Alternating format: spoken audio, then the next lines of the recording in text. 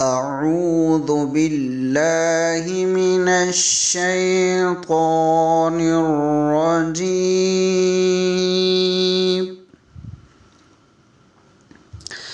بسم الله الرحمن الرحيم.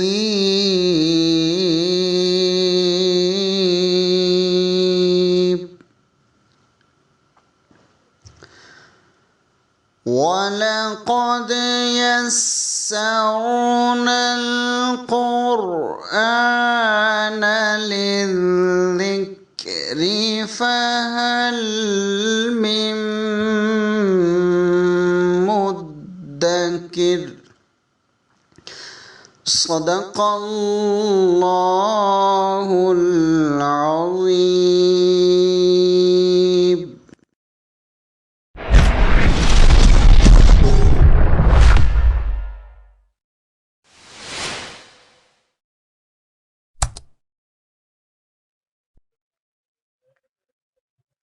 أعوذ بالله من الشيطان الرجيم. بسم الله الرحمن الرحيم. ألم تر إلى الملأ من بني إسرائيل من بعد موسى إذ قالوا لنبي له ابعث لنا ملكا نقاتل في سبيل الله قال هل عسيتم إن كتب عليكم القتال ألا تقاتلوا قالوا وما لنا ألا نقاتل في سبيل الله وقد أخرجنا من ديارنا وأبنائنا فلما كتب عليهم القتال تولوا إلا قليلا منهم والله عليم بالظالمين.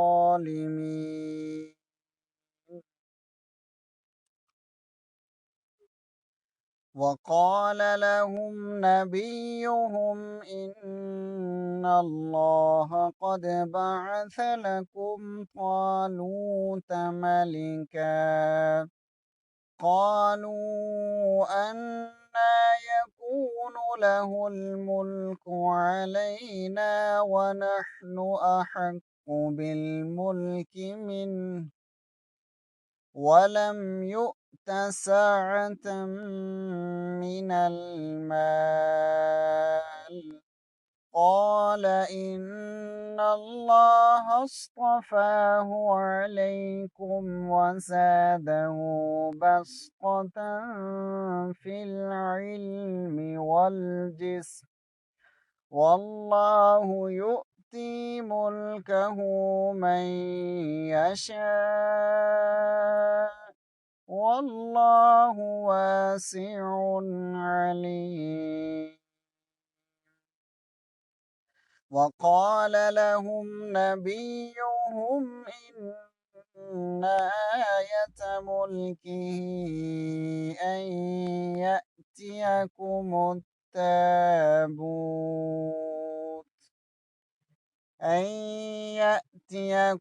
التابوت فيه سكينة من ربكم وبقية مما ترك آل موسى وآل هارون تحمله الملائكة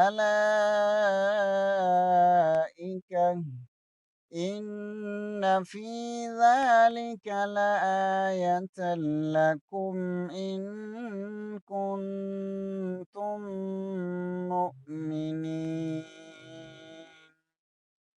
صدق اللہ العظیم۔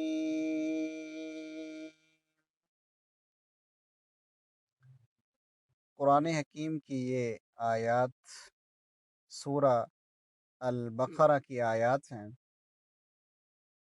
ان آیات میں آیت نمبر 246 کے اندر اللہ تبارک و تعالی ارشاد فرماتے ہیں، الم ترى، کیا تو نے نہیں دیکھا اے نبی صلی اللہ علیہ وسلم، الی الملأ، ان فرشتوں کی طرف، ان بادشاہوں اور فرشتوں کی طرف، من بنی اسرائیل، جو کہ بنی اسرائیل میں سے تھے، من بعد موسیٰ، موسیٰ علیہ السلام کے بعد، یعنی کیا آپ صلی اللہ علیہ وسلم نے حضرت موسیٰ کے بعد والی بنی اسرائیل کی جماعت کو نہیں دیکھا؟ اذ قالو، جب انہوں نے کہا، اس جماعت نے، اذ کا مطلب جب ہوتا ہے، لنبی، اپنے نبی سے،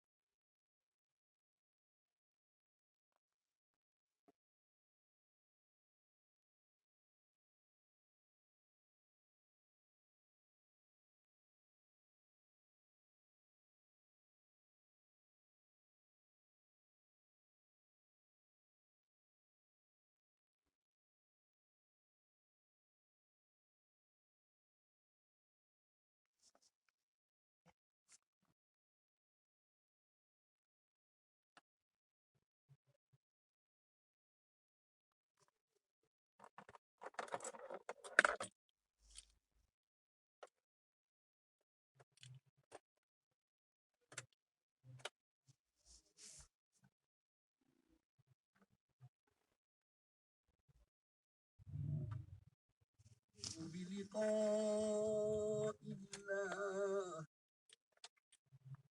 جی آواز شاید کٹ گئی تھی، اب آواز آ رہی ہے سب کو؟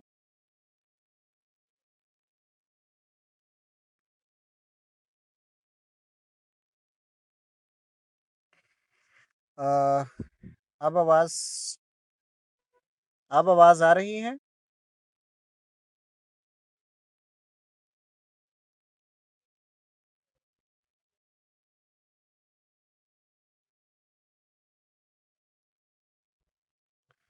جی اب آواز آ رہی ہے آپ لوگوں کو؟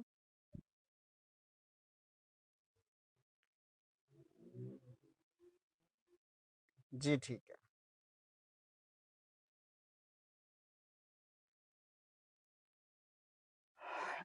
کیا آپ صلی اللہ علیہ وسلم نے حضرت موسیٰ علیہ السلام کے بعد بنی اسرائیل کی جماعت کو نہیں دیکھا؟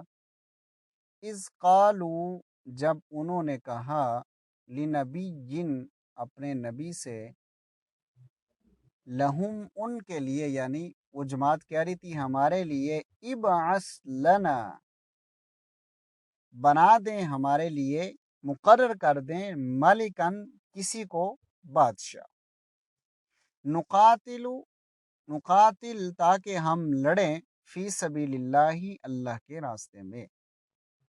قالا، پیغمبر نے کہا، حل عصیتم، کیا ممکن ہے تمہارے لیے، ان کتیبہ، اگر فرض کر دیا گیا، علیکم، تم پر، القتال، جنگ کرنا، اللہ تقاتلو، کہ تم جہاد پھر نہ کرو۔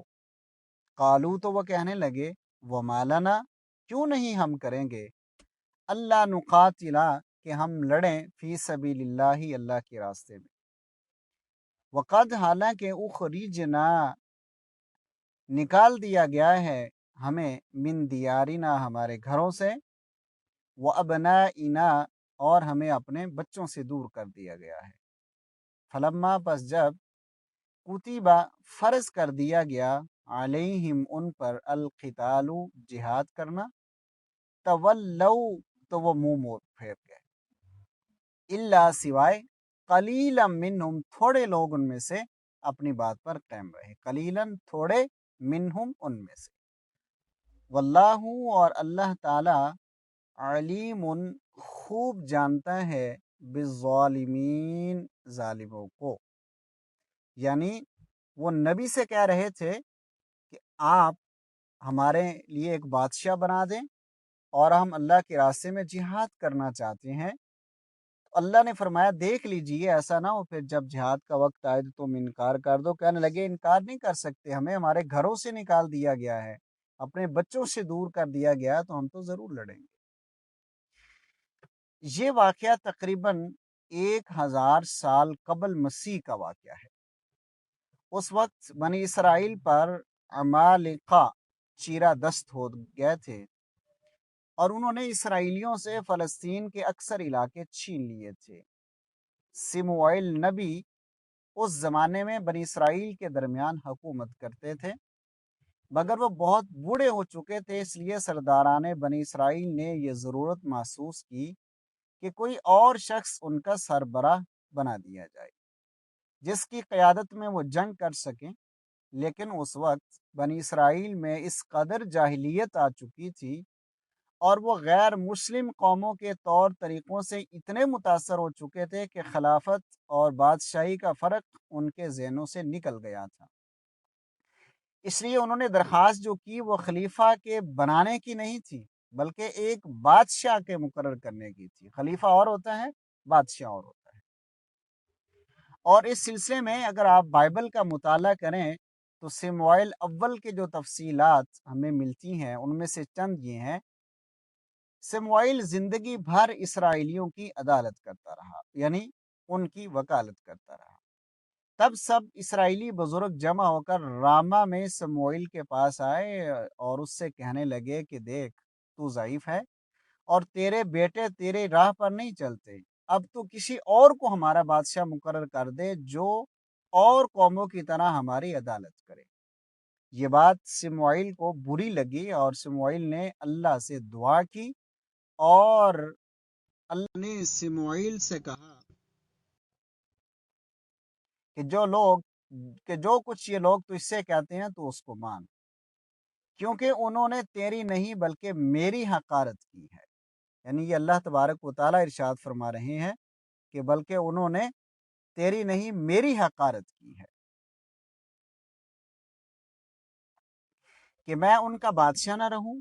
और शमूएल ने उन लोगों को जो उससे बादशाह की डिमांड कर रहे थे अल्लाह की सब बातें उन्हें कह सुनाई और उसने कहा कि जो बादशाह तुम पर सल्तनत करेगा उसका तरीका ये होगा कि वो तुम्हारे बेटों को लेकर अपने रथों के लिए और अपने रसाले में नौकर रखेगा और उसके रथों के आगे दौड़ेंगे और वो उनको हजार हजार के सरदार और 50-50 के जमादार बनाएगा और बाद से हल जितवाएगा और फसल कटवाएगा और अपने लिए जंग के हथियार और रथों के साज बनवाएगा और तुम्हारी बेटियों को गंदन और बवर्चन और नानपस बनाएगा और तुम्हारे खेतों और तागिस्तानों और जैतून के बागों को जो अच्छे से अच्छे होंगे लेकर अपने खिदमतगारों को अता करेगा और तुम्हारे खेतों और ताकिस्तानों का 10वां हिस्सा लेकर अपने खाजों और खादमों को देगा और तुम्हारे नौकर चाकरों और लौंडियों और तुम्हारे शकील जवानों और तुम्हारे गधों को लेकर अपने काम पर लगाएगा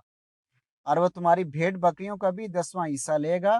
सो तुम उसके गुलाम बन जाओगे और तुम उस दिन उस बादशाह के सबब से जिसे तुमने अपने लिए चुना होगा फरियाद करोगे, पर उस दिन अल्लाह तुमको जवाब न देगा।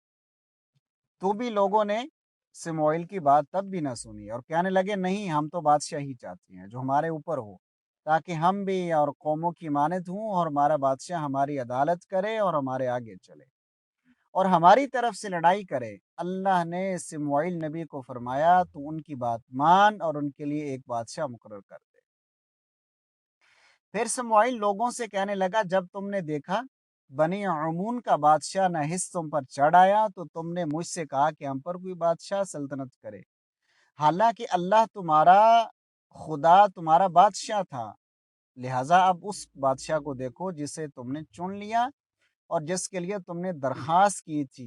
देखो अल्लाह ने तुम पर बादशाह मुकर्रर कर दिया है। अगर तुम अल्लाह से डरते और उसकी परस्तश करते, उसकी बात मानते रहो और अल्लाह के हुक्म से सरकशी ना करो اور تم اور وہ بادشاہ بھی جو تم پر سلطنت کرتا ہے اللہ کے پیرو بنے رہو تو خیر ہے، پر اگر تم اللہ کی بات نہ مانو بلکہ اللہ کے حکم سے سرکشی کرو تو اللہ کا ہاتھ تمہارے خلاف ہوگا، جیسے وہ تمہارے باپ دادا کے خلاف ہوا تھا، اور تم جان لو گے اور دیکھ بھی لو گے کہ تم نے اللہ کے حضور اپنے لیے بادشاہ مانگنے سے کتنی بڑی شرارت کی۔ اب رہا میری بات، سو اللہ نہ کرے کہ تمہارے لیے دعا کرنے سے باز آ کر خدا کا گناہ گار ٹھہروں، بلکہ میں وہی راہ جو اچھی اور سیدھی ہے تم کو بتاؤں گا۔ ان روایات سے یہ بات واضح ہوتی ہے کہ بادشاہت کے قیام کا یہ مطالبہ اللہ اور اس کے نبی کو پسند نہیں تھا۔ اب رہا یہ سوال کہ قرآن مجید میں اس مقام پر سرداران بنی اسرائیل کے اس مطالبے کی مذمت کیوں نہیں کی گئی؟ اس کا جواب یہ ہے کہ اللہ تعالیٰ نے یہاں اس قصے کا ذکر جس غرض کے لیے کیا ہے اس سے یہ مسئلہ غیر متعلق ہے کہ ان کا مطالبہ صحیح تھا یا نہیں تھا۔ یہاں یہ بتانا مقصود ہے کہ بنی اسرائیل کس قدر بزدل ہو گئے تھے اور ان میں کس قدر نفسانیت آ گئی تھی اور ان کے اندر اخلاقی انضباط کی کتنی کمی تھی، جس کے سبب سے آخرکار وہ گر گئے۔ اور اس ذکر کی غرض یہ ہے کہ مسلمان اسے عبرت حاصل کریں اور اپنے اندر یہ کمزوریاں پیدا نہ ہونے دیں۔ آیت نمبر 247 کے اندر فرمایا کہ وقال لہم، اور جب کہا ان کو نبیہم، ان کے نبی نے، ان اللہ، بے شک اللہ تعالی، قد بعث، اس نے بنا دیا ہے، لکم، تمہارے لیے، طالوت کو، مالکن، بادشاہ۔ یعنی ان کی ڈیمانڈ تھی نا جو پچھلی آیت میں ہم نے پڑھی، تو اگلی آیت میں اللہ فرما رہا ہے کہ پھر ہم نے جو انہوں نے نبی سے مطالبہ کیا تھا تو ہم نے طالوت کو ان کا بادشاہ مقرر کر دیا۔ قالو، تو کہنے لگے، انا، یہ کیسے ممکن ہے، کیسے ہو سکتا ہے، یکون لہو، ان کے لیے ہو، ملک، بادشاہ، علینا، ہم پر۔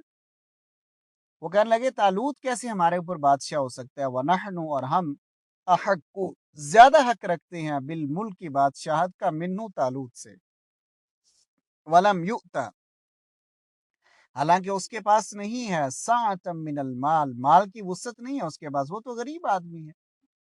قال، کہا نبی نے، ان اللہ، بے شک اللہ تعالی، اصطفاہ، اللہ نے اس طالوت کو تمہارے لیے چن دیا ہے، انتخاب کر دیا ہے، علیکم، تم پر، اس کا، وزادہ، اور اس نے زیادہ عطا کیا ہے، بسطۃ، وسعت، فی العلم، علم، والجسم، اور جسمانی اعتبار سے بھی طالوت کو تم پر برتری دی ہے، واللہ، اور اللہ، یؤتی، عطا کرتا ہے، ملکہ، بادشاہت، من یشاء، جس شخص کے لیے چاہتا ہے، واللہ، اور اللہ تعالی، واسع علیم، وہ وسعت والا اور علم والا ہے۔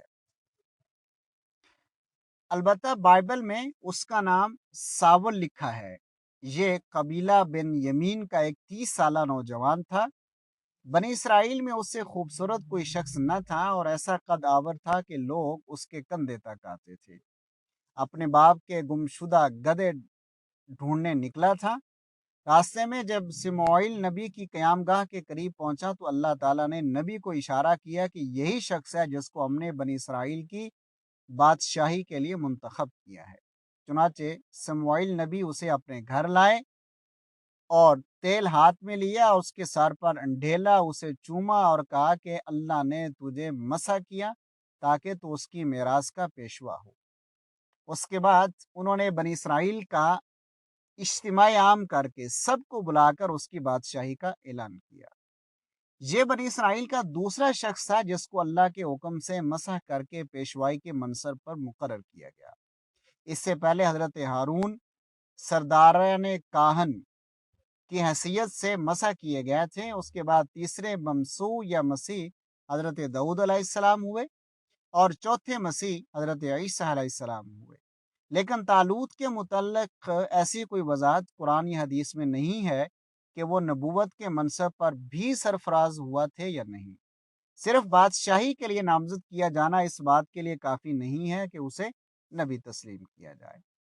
آیت نمبر 248 کے اندر فرمایا، وقال لہم، اور کہا ان سے، نبیہم، ان کے نبی نے، انا، بے شک، आयत मुल्की ही, उसकी बादशाहत की निशानी, ये है कि यतियकुम, के वो लेकर आएगा तुम्हारे पास, अताबूत, एक संदूक लेकर आएगा। वो उस बादशाह की निशानी ये होगी कि वो तुम्हारे पास एक संदूक लेकर आएगा। फी ही, उस संदूक में सकीनतुन, एक इत्मीनान और दिल जमी होगी, मिर रब्बिकुम, तुम्हारे रब की तरफ से, व बखियतुन, और उसके अंदर बाकियात होंगी, मिम्मा, उन चीज, वो तारा का, जो छोड़ गए हैं, आलू मूसा, आले मूसा, व आलू हारूना, और आले हारून, तहमिलुहुल मलाइका, उसको फरिश्ते उठाकर लाएंगे उस संदूक को। उसमें आले मूसा और आले हारून की तरका की बकियात होंगी। इन्ना, बेशक, फी ज़ालिका, इस बात में, लआयतुन, तन निशानियां हैं, लकुम, तुम्हारे लिए, इन, अगर, कुन तुम मुमिनीन, तुम मोमिन हो, ईमान वाले हो। बाइबल का बयान इस हवाले से कुरान से किसी हद तक मुख्तलिफ है। इससे मालूम होता है कि ये संदूक, जिसे बनी इसराइल इस्तिलाहन अहद का संदूक कहते थे, एक लड़ाई के मौका पर फ़लस्तीनी मुशरिकीन ने बनी इसराइल से छीन लिया था। लेकिन ये मुशरिकीन के जिस शहर और जिस बस्ती में रखा गया, वहाँ वबाएं फूट पड़ी। आखिरकार उन्होंने खौफ के मारे उसे एक बैल गाड़ी पर रख कर गाड़ी को हाँक दिया। गालिबन इसी मामले की तरफ कुरान इन अल्फाज में इशारा करता है कि उस वक्त वो संदूक फरिश्तों की हिफाजत में था, क्योंकि वो गाड़ी बगैर किसी गाड़ी चलाने के हाँक दी गई थी, और अल्लाह के हुक्म से ये फरिश्तों ही का काम था कि वह उसे चलाकर बनी इसराइल की तरफ ले आए। और अल्लाह का ये इरशाद कि इस संदूक में तुम्हारे लिए सुकून कल्ब का सामान है। तो बाइबल के इस बयान से उसकी हकीकत ये मालूम होती है कि बनी इसराइल उसको बड़ा मुतबर्रक, अपने लिए फतह व नुसरत का निशान समझते थे। जब वो उनके हाथ से निकल गया तो पूरी कौम की हिम्मत टूट गई, और हर इसराइली ये ख्याल करने लगा कि अल्लाह की रहमत हमसे मुंह मोड़ चुकी है और अब हमारे बुरे दिन आ गए हैं। बस इस संदूक का वापिस आना उस कौम के लिए बड़ी तक़वियत क़ल्ब का जरिया था, और ये एक ऐसा जरिया था जिससे उनकी टूटी हुई हिम्मतें फिर से जवान हो गईं और वो ताकतवर हो गए। आले मूसा अलैहिस्सलाम और आले हारून अलैहिस्सलाम के छोड़े हुए तबर्रुकात जो इस संदूक में रखे हुए थे, उससे मुराद पत्थर की वो तख्तियां हैं जो तूरे सीना पर अल्लाह ताला ने हजरत मूसा अलैहिस्सलाम को अता की। उसके अलावा तौरात का वो असल नुस्खा भी उसमें था, जिसे हजरत मूसा अलैहिस्सलाम ने खुद लिखवा कर बनी लावा के सपुर्द किया था, और एक बोतल में मन भी भरकर उसमें रख दिया गया था, ताकि आइंदा नस्लें अल्लाह ताला के उस एहसान को याद करें। मन व सलवा, मन से मुराद मन व सलवा जो आसमान से आता था, ताकि आइंदा नस्लें अल्लाह के इस एहसान को याद करें जो सहरा में उसने उनके बाप दादा पर किया था। और गालिबन हजरत मूसा अलैहिस्सलाम का वो असा भी उसके अंदर था, जो अल्लाह के अजीम उश्शान मोजिज़ात का इजहार किया करता था। व आखिर दावाना अनिल हम्दुलिल्लाह।